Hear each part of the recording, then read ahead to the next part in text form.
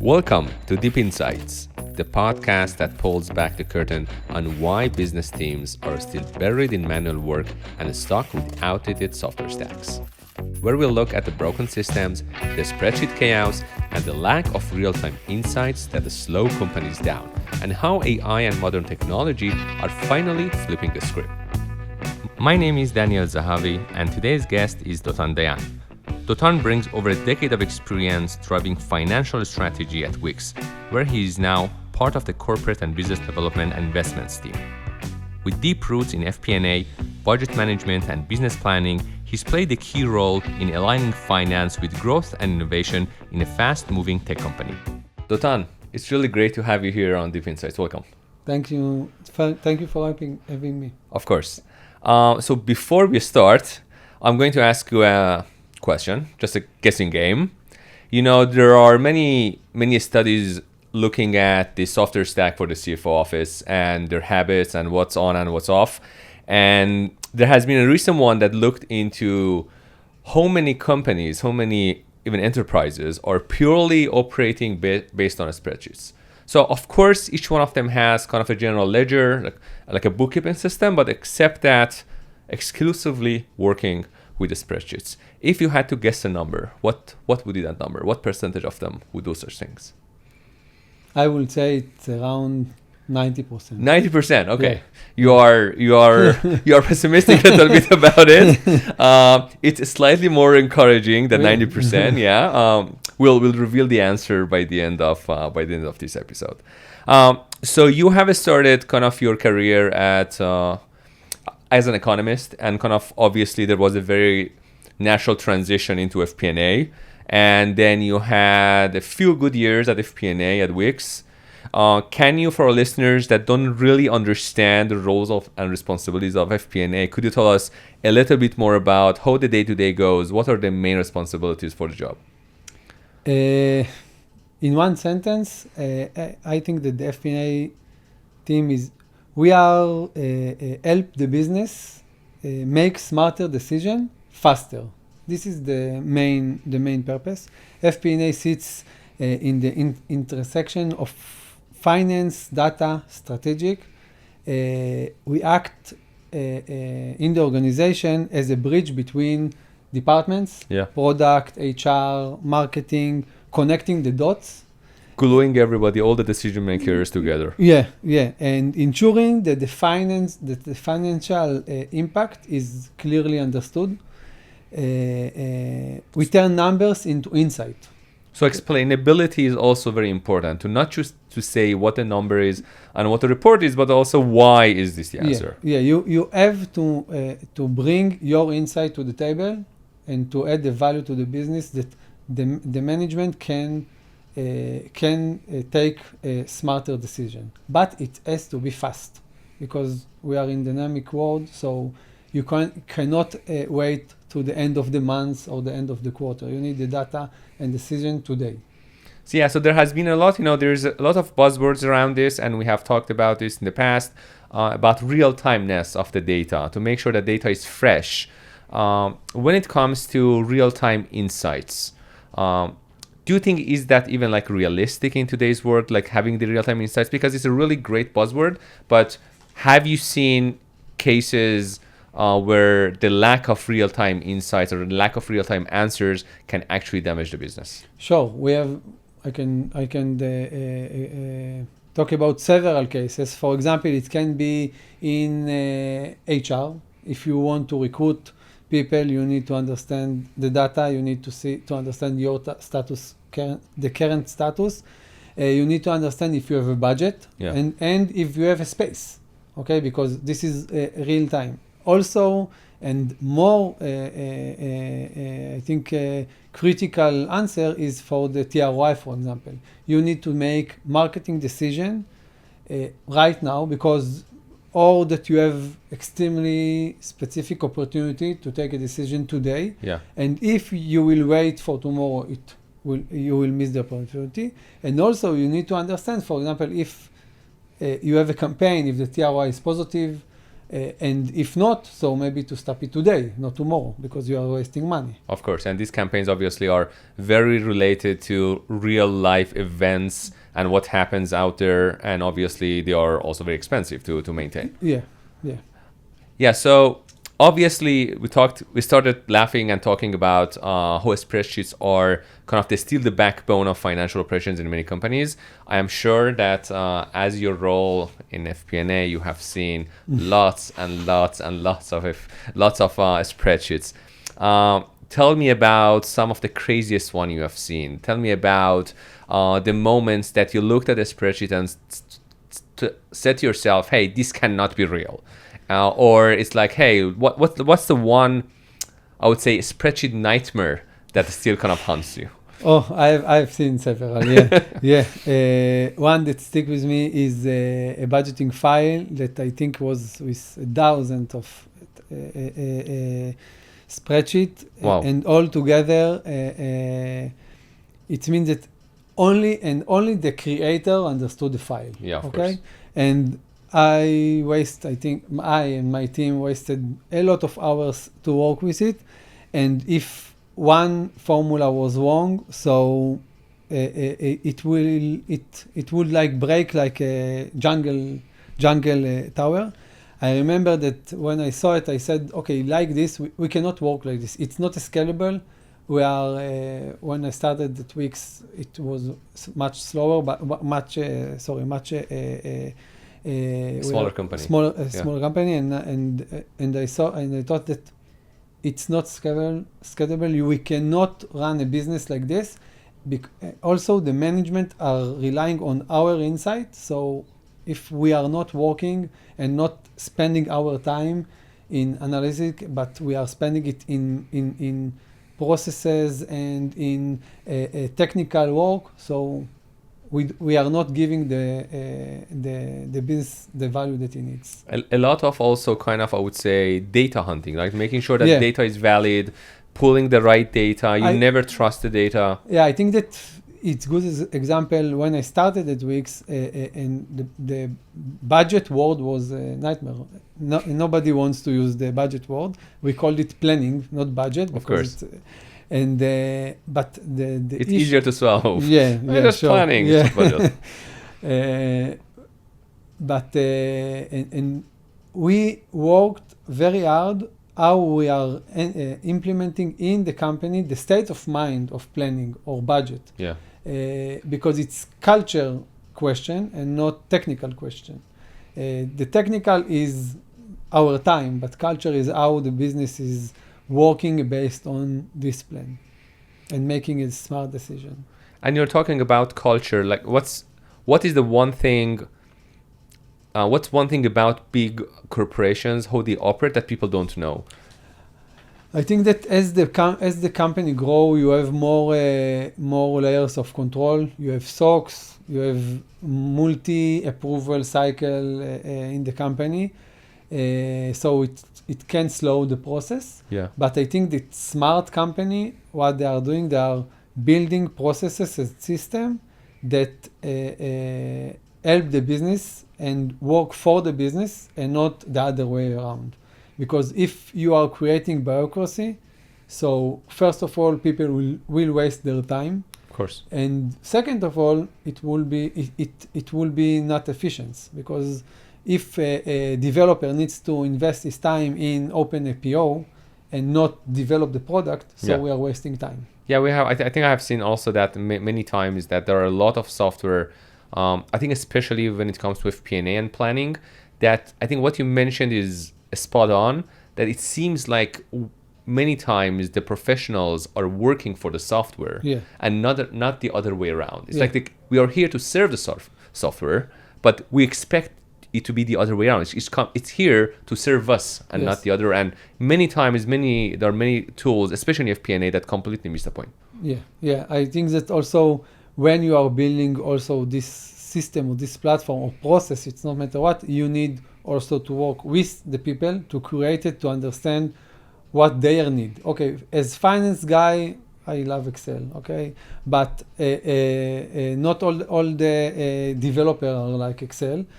So you need to work with them together to create a simple process, but you will get your data that you need, and you will give the insight that you create. I think what you mentioned earlier was also very interesting to me.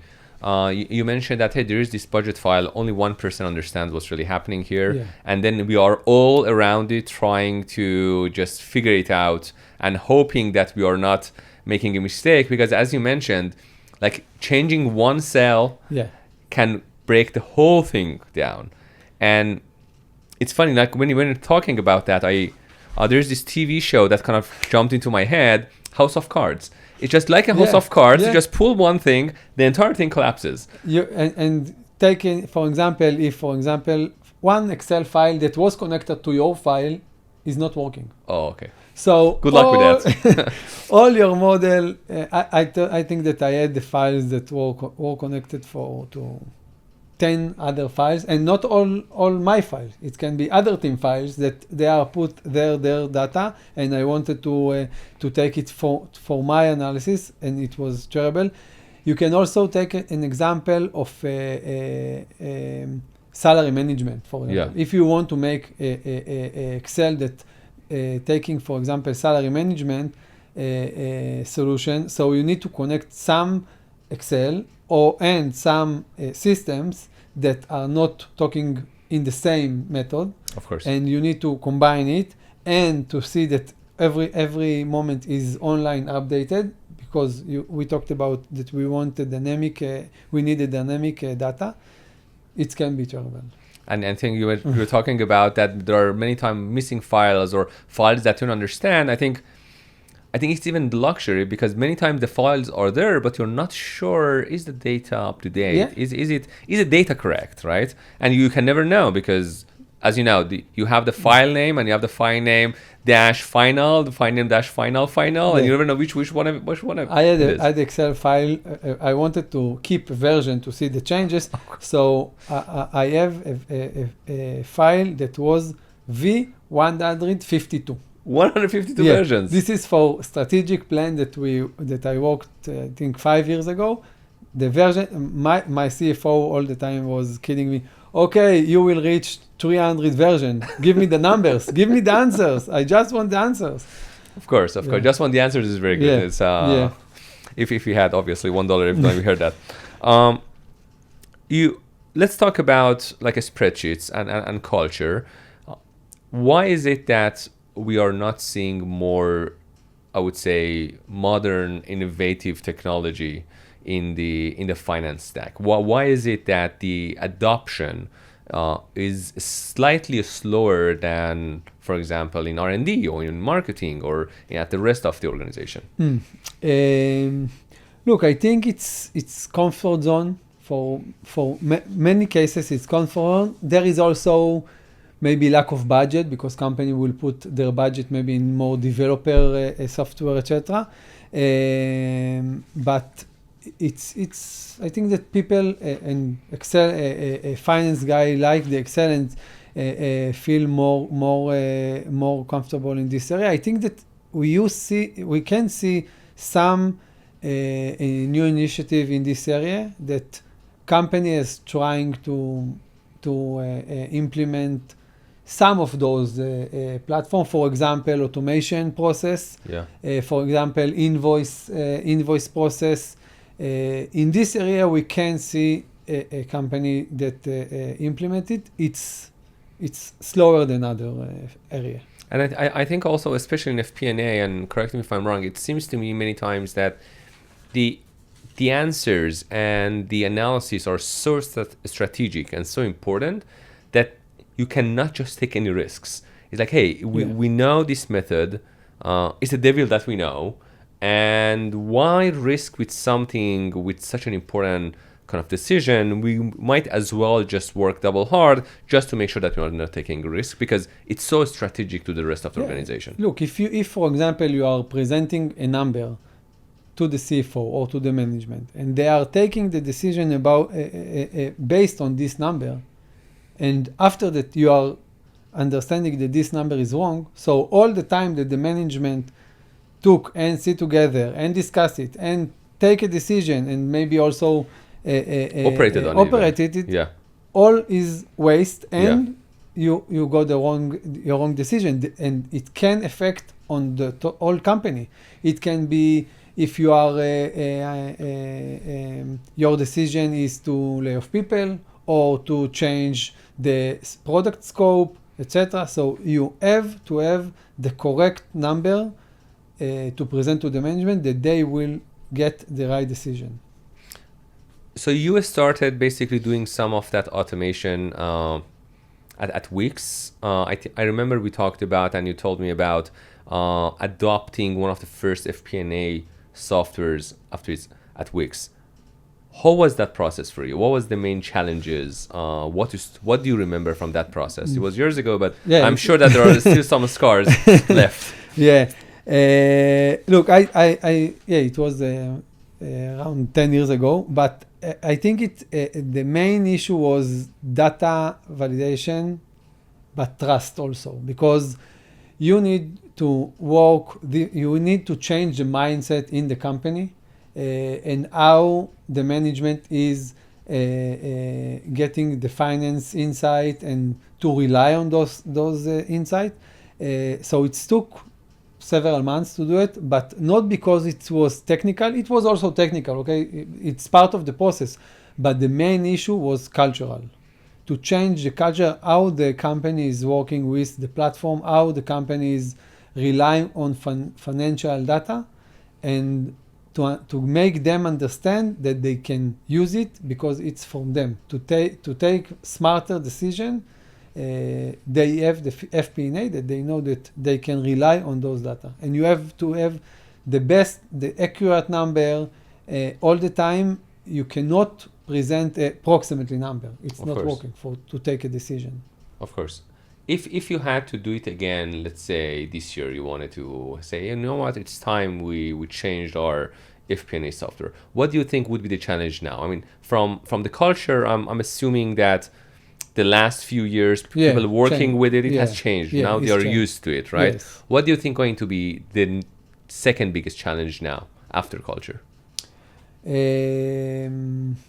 I think that still there is a problem of data validation. Yeah. Okay, I know it's technical, but if you are entering to the FP&A core, you see that still they have a data validation problem, combining systems, because a lot of companies, if it's big company, are working with several systems. For example, it can be HR, financial, sales, etc. And if you want to have insight, you need to combine all systems, and not all systems are working in the same methodology.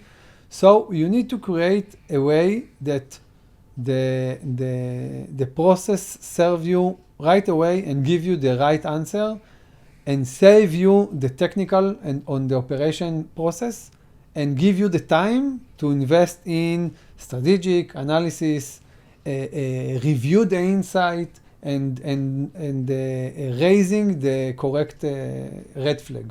Who are the teams that are involved in that process? I'm assuming it's not just the finance team. I'm assuming that maybe the data team, maybe the BI team, maybe the IT is involved. It's cross-company because it's finance team, and also in the finance team, you have several teams in the finance team that are involving. But of course, you have the IT team because the infrastructure. You have the security team. You have the HR because also their data is also needed. You have the sales team. I think it's a critical process for the company to understand that this is one of the of the target of the it's not finance team, it's company. Of course. Because the company, every company now is relying on data. It can be SaaS, it can be other company. Any company need data to operate. So I think it's cross-company critical process that need to be achieved. And I think you didn't even touch, for example, data warehouses where there are terabytes of data coming in. And obviously there are a lot of interesting insights in that area, how the customers convert, how the customers evolve over time, etc. And even adding that to the FP&A platform, that would be even harder, because now all of a sudden you need to depend on technical teams to do these integrations for you and make sure the data is modeled that the right way and it's real time, etc. Right? Yeah, I think that it's critical because of it. Also, BI it needs to be involved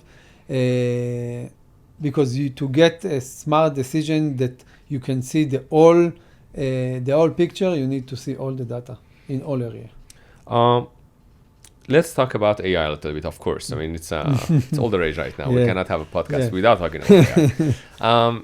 What are the areas that AI has surprised you in a good way or in a bad way, in how helpful it has been to you as an economist, as a kind of finance professional?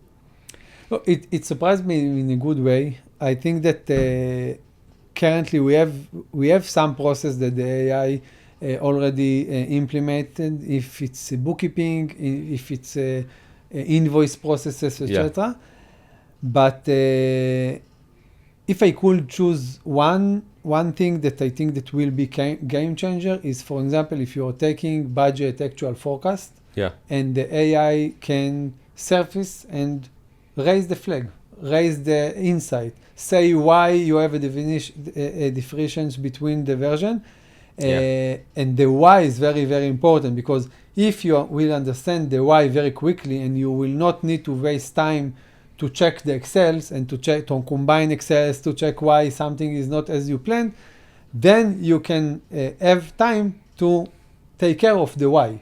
Maybe it's a good thing. And then you say, okay, let's invest more in this because look, it's bring us more collection. The ROI is good. But maybe it's a waste of money because I don't know, somebody raised a storage or something like this, somebody wasting money, and you can by phone call stop the waste of the time. It's funny that you bring that up. Like I've talked with many people, and like the cloud costs the cloud are the ones that the CFO and like all the office of the CFO, everyone's kind of allergic to it almost. I think that there is also several companies that I met in the last few months that this is their focus. How you are optimizing your cloud cost, because there is millions of dollars. And WIX, for example, WIX is not a big company in the worldwide industry, but still also every company has a large cost for cloud, and if you know how to optimize it, again, and this it needs to be immediate answer. You cannot wait for the end of the month's invoice and then to say, okay, I spend, I don't know, 10K. I think that I supposed to spend only 5K. You want to be proactive. You need to see it in the real time and then to be proactive. You want to say, hey, don't tell me when it's already done. Because you already lost the money. I want to know that we are going to lose the money, so I can stop it now. I've heard that many times coming back up. So I think cloud is probably like the second expense kind of factor. Like salary, payroll is probably first, at least for technology-based companies. For technology and SaaS, obviously, like the first one is payroll and the other one is cloud.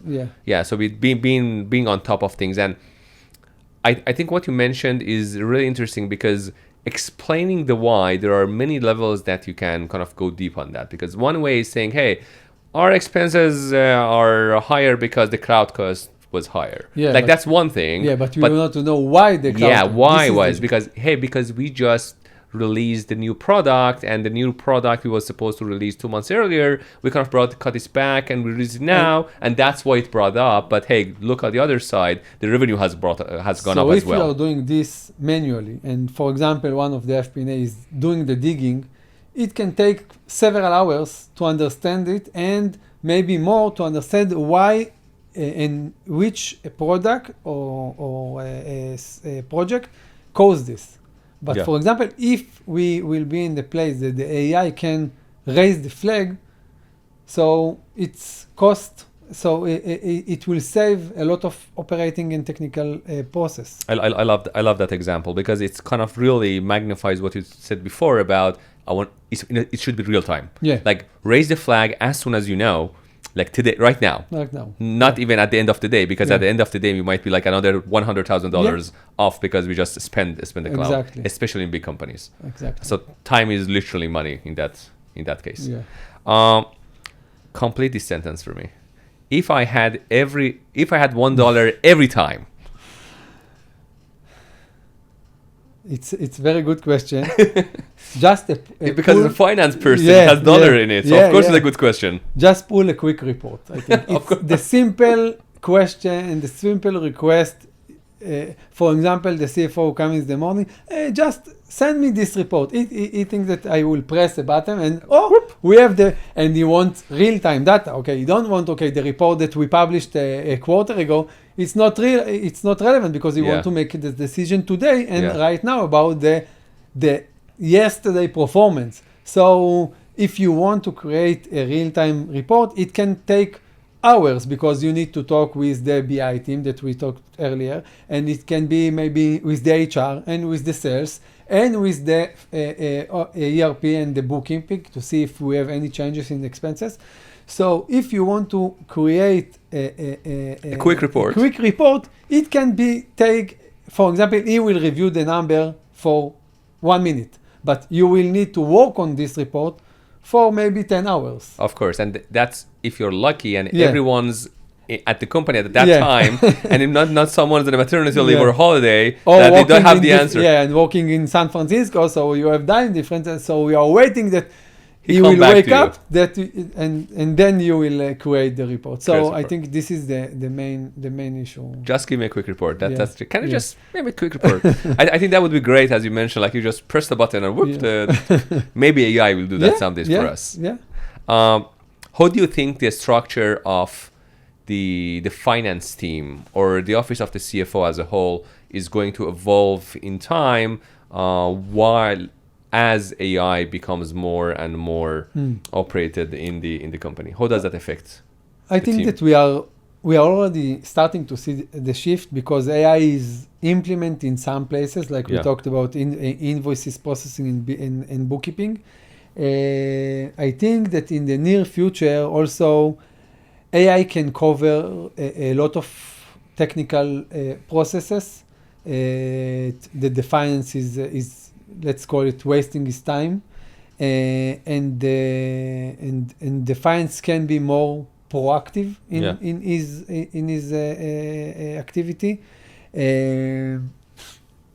Also, for example, we said raising the flag of the actual data. It can be it's technical, so the AI can do it, and then it's not instead of the finance. It's complementing finance. Yeah, complementing finance, and then finance will be dedicated for the strategic, thinking, for the analysis, and not for the technical issues. For I don't know what is the PO and where is the invoice, etc. So the AI will raise all those.